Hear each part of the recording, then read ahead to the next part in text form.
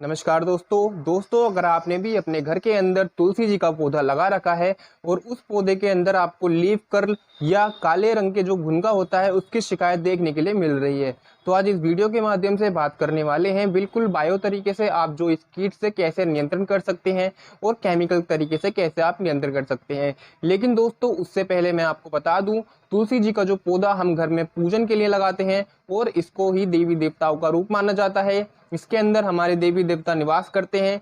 और दोस्तों जो हम ये जो तुलसी का पत्ता होता है इसको हम खाते भी हैं, चाय में डाल के भी खाते हैं और खांसी के टाइम पर भी इसका हम तुलसी के पत्ते जुबान पर रखकर जो है दोस्तों यूज करते हैं। तो इसलिए जो तुलसी का पौधा होता है उस पर केमिकल का इस्तेमाल ना ही करें तो बेहतर है।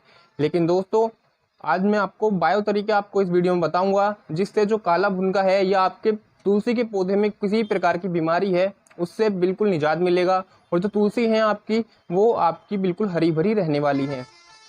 तो अगर आपके पौधे के अंदर बहुत ज़्यादा काले भुनके देखने के लिए मिल रहे हैं तब आप क्या करें, जो आपके पत्ते डैमेज हो चुके हैं, जो कर्ल मतलब मुड़ चुके हैं पत्ते और जो काले पत्ते होकर गिर गए हैं उनको आप क्या करें, एक एक करके उनको अलग कर लीजिए। और अगर आपकी तुलसी जो है तुलसी जी जो है बहुत सारी तुलसी जी आपने अपने घर में लगा रखी है तो उस स्टेज में आप क्या करें, जो सरफ होता है जिससे आप नॉर्मल कपड़े धोते हैं उसको लगभग इतना सरफ ले लीजिए, आप 20 से 25 ग्राम सरफ आप एक बाल्टी में घोल लीजिए और उस घोल से आप जो तुलसा जी की धुलाई कर दीजिए, मतलब उसके ऊपर आप उसे धो दीजिए। जितने भी हमारे तुलसा जी के पौधे हैं उनको धो दीजिए। आपको ये काम हफ्ते में 1 से 2 बार करना है।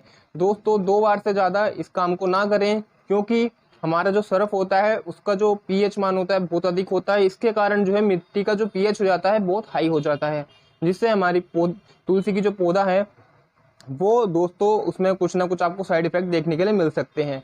आप अगर सरफ के पानी से जो तुलसा जी धो देंगे उसके बाद में जो काला भुनका है वो दोस्तों धीरे धीरे डेड हो जाएगा। जो उसकी स्किन होती है ना, बॉडी की स्किन, वो सरफ से कटने लगती है और वो जो भुनके होते हैं वो सारे डेड हो जाते हैं और सब हमारे प्लांट से बिल्कुल गायब हो जाएंगे। दोस्तों दूसरा तरीका बताता हूँ मैं आपको कैसे आप जो तुलसा जी हैं उनको हरा भरा रख सकते हैं। तो आप तुलसा जी के अंदर दोस्तों जो हमारा बिल्कुल बायो कंपोस्ट जाता है, वर्मी कंपोस्ट आता है, वर्मी कंपोस्ट के साथ नीम खली उसको मिलाइए। नीम खली और जो वर्मी कंपोस्ट मिलाकर अगर आप अपनी मिट्टी के अंदर देते हैं तो उससे दोस्तों नीम खली से हमारी तुलसा जी जो है एक तरीके से नीम खली हमारे पौधे के लिए एंटीबायोटिक तरह काम करती है और वो अंदर से जो है पौधे की इम्यूनिटी को बूस्ट करती है, मतलब हमारा जो पौधा है उसको रोग प्रतिरोधक क्षमता उसकी जो है बढ़ा देती है, जिससे हमारे आने वाले टाइम में जो तुलसी का पौधा है उस पर कोई भी बीमारी नहीं लगेगी। और जो उसके अंदर से जो नीम की खली है वो काम करती सिस्टमेटिक तरीके से, तो उस टाइम पर आपको जो भुनके हैं वो भी आपके जो पौधे पर दोबारा लौट कर नहीं आएंगे और ना ही आपको दिखाई देंगे। और जो हमारा वर्मी कंपोस्ट है वो ऑर्गेनिक तरीके से बिल्कुल ऑर्गेनिक है और उससे क्या होगा, हमारा पौधा बिल्कुल हरा भरा होकर तुलसी का चलेगा। दोस्तों ये तो हो गया बायो तरीका, बहुत आसान तरीके से मैंने आपको बता दिया।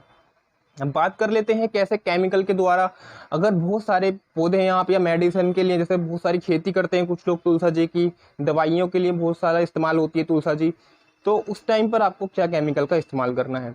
तो उस टाइम पर आप बहुत ही सस्ता केमिकल क्लोरोपाइरीफॉस 20% ईसी फॉर्मुलेशन में जो आता है आप इसका इस्तेमाल कर सकते हैं। यही टेक्निकल दीमक जैसी जो दीमक होती है कॉकरोच वगैरह मारने के लिए भी इस्तेमाल किया जाता है, तो आप इसका इस्तेमाल कर सकते हैं। इसकी जो छोटा पैकेट मैं आपको बता दूं, आपको 50 ml मात्र आपको 40 रुपये में मिल जाएगा। 50 ml आपको कम से कम 30 लीटर पानी के लिए इनफ है। 30 लीटर पानी में आप 50 ml दवाई को डालकर अपनी तुलसा जी की जो फसल है उस पर स्प्रे कर सकते हैं, पौधों पर स्प्रे कर सकते हैं। अगर आपके घर पर ही आप अगर स्प्रे करना चाहते हैं तो आपको इस दवाई की जो मात्रा रखनी है वो आपको 2 ml प्रति लीटर रखनी है। इससे आपका जो भुनका या किसी प्रकार के जो कीट है वो दोस्तों आपके जो तुलसा जी को हार्म नुकसान नहीं पहुंचाएगा।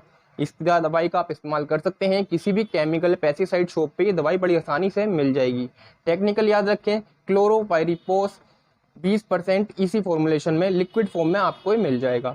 दोस्तों तुलसा जी के पौधे पर दवाई ना ही मारें तो बहुत बेहतर है। तुलसा जी के अंदर हमारे देवी देवता निवास करते हैं, इसको पूजन के लिए घर में लगाया जाता है, इसलिए इसको बायो तरीके से बिल्कुल ऑर्गेनिक तरीके से ही इसको मैनेज करें, जिससे क्या होगा, बिल्कुल आपकी तुलसा जी पवित्र रहने वाली है। उस पर कोई दवाई का इस्तेमाल ना करेंगे तो बहुत ही अच्छी होकर आगे तक उनकी एज भी लंबी होकर चलेगी।